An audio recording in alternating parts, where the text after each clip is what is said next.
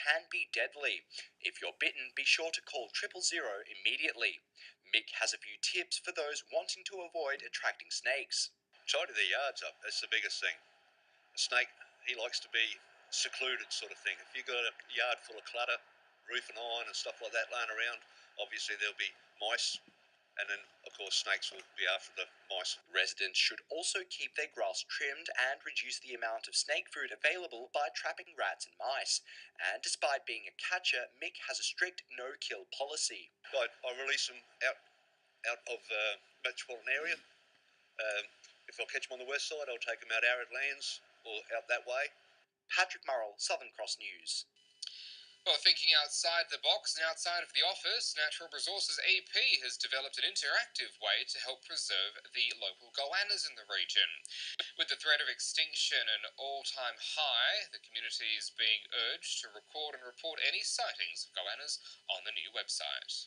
Less than 100 goannas are left on the Eyre Peninsula, and in a bid to prevent the lizard from becoming extinct, Natural Resources EP has developed a new way to record sightings. Natural Resources Eyre Peninsula developed a website to assist us with the monitoring of the goannas on southern Eyre Peninsula.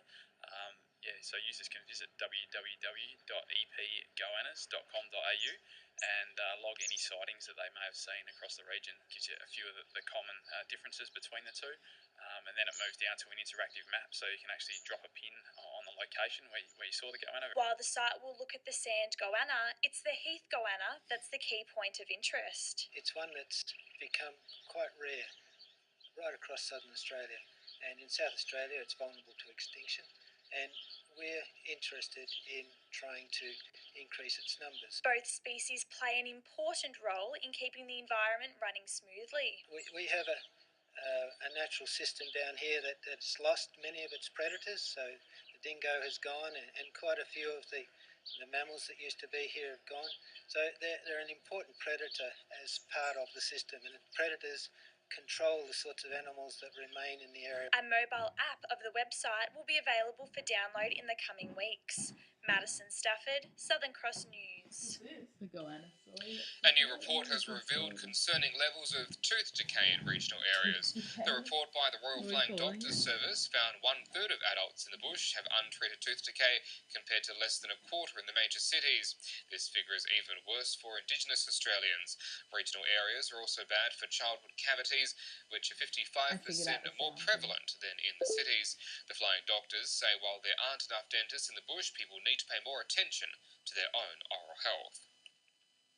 Another push to share services in the far west of New South Wales. In a special meeting to discuss the Fit for the Future reforms, Broken Hill City Council renewed calls to work alongside surrounding councils to deliver services. And although the City Council's finances are in trouble, the meeting largely ruled out merging with other local governments and opened up the potential for more funding. Broken Hill City Council is working out how to turn around its bank balance. In a special meeting with the state's President of Local Government today, City Council renewed calls to share services and infrastructure with surrounding councils. We were one of the major instigators to say, let's everybody sit down at the table and see where we go to the future. The call comes as the state government's Fit for the Future program begins rolling out. Although the $1 billion reform package is trying to help local governments survive, it also has the potential to force councils to merge. Today's meeting put those fears largely to rest. Talk at the moment is that naturally the mergers, the amalgamations, potentially forced, will be in Metropolitan. The dialogue from the Minister over the past 4 weeks has been nothing but Metropolitan. And City Council could even get back some of the federal assistance grants it lost last month. Fit for the Future could take that funding from the cities to give to the country. There's been some strong talk in Metropolitan New South Wales in recent months that a lot of those councils would actually not be in a position to complain if they had to give up their financial assistance grants to be able to see them go more to the needy far western and rural councils in New South Wales. The President of Local Government will continue talks with other far west councils this week. Tom Johnson, Southern Cross News. Well, stay with us when we return after the break, kicking their heels right up the fun and frivolity of Priscilla's 21st, and it was anything but a drag in the Far West. The details next.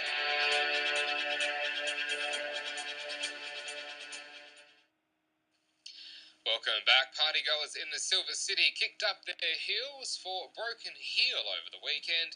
Back-to-back shows celebrated all things Priscilla, Queen of the Desert, marking the 21st birthday of the iconic film. And it was nothing but colour and cheekiness. Life out back is never a drag when Broken Heel is in town. Head to toe in fabulous outfits, the Queens felt right at home. Broken Hill, a gorgeous town. Let's face it, a lady like me would not exist without a town like Broken Hill. The three-day festival celebrated the 21st anniversary of Priscilla, Queen of the Desert.